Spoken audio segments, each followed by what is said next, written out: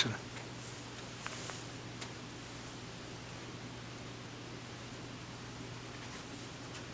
Go on!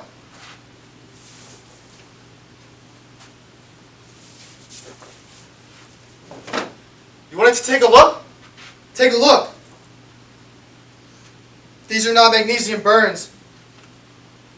There never was a car bomb. My CO claimed it to be so I wouldn't be. I was having a smoke with my best friend Badger in Fallujah. We had finally secured the area. The city lay in ruin, quiet, motionless. We had fought for 3 days straight. We hadn't slept in 4. We were leaning up against a truck, just happy to be alive. It was early morning. We had just finished eating a can of peaches. He was telling me about his grandmother's Swedish pancakes. And then, bang, his skull exploded. And my face was covered in his blood. I couldn't see anything for a few seconds. I heard 2 more gunshots. I heard my squad members taking cover.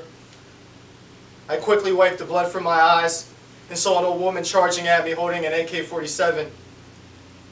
I don't know where she came from or how she got a hold of that rifle, but she just looked like an angered grizzly bear dressed in rags. She pointed the rifle at me. I froze. She had the drop on me. I thought, this is it. And then I heard a few clicks. It was empty, so I grabbed my rifle. I charged at her. I cross-checked her to the ground, knocking the wind out of her. I grabbed her weapon and I threw it behind me. I pointed my rifle at her and told her not to move. And that's when I heard someone say, Badger's dead. And something came over me. I don't know what. I didn't care who this woman was. She killed Badger. My best friend. My brother. So I walked back to the truck while she lay on the ground gasping for air. I took out a 5-gallon jerry can out of the back, opened it. I walked back over to her. I dumped it over her head, covering her in gas. Everyone just watched me do it. I told Private Brady to get me his book of matches. He did, without hesitation. I took it from him. I opened it. I struck a match, and I threw it on her. She went up so quick, like a brush fire in a high wind. She let out this scream. It pierced my ears. It shook my whole body.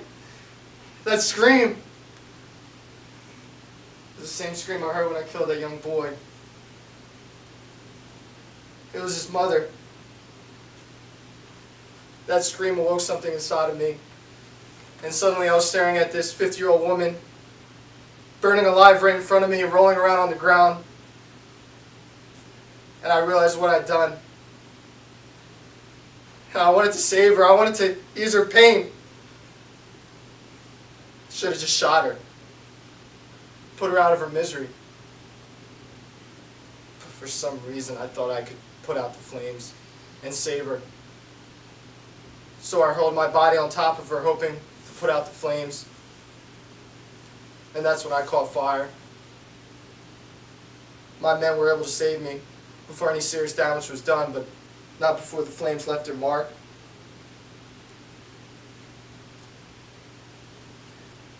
Don't look at me like you haven't seen shit like this before. You've seen it. You lived through Vietnam. And you still let this stupid fucking war happen. Why didn't you take a stand? How could you just let it happen? Did you learn nothing? What is it going to take to get this fucking world to do what is right? We just keep passing down our sins from one generation to the next. Well, it stops here. I will not pass down these scars to my son. I don't care what it takes. I will bear these burns to my fucking grave, and they will decay into the fucking dirt.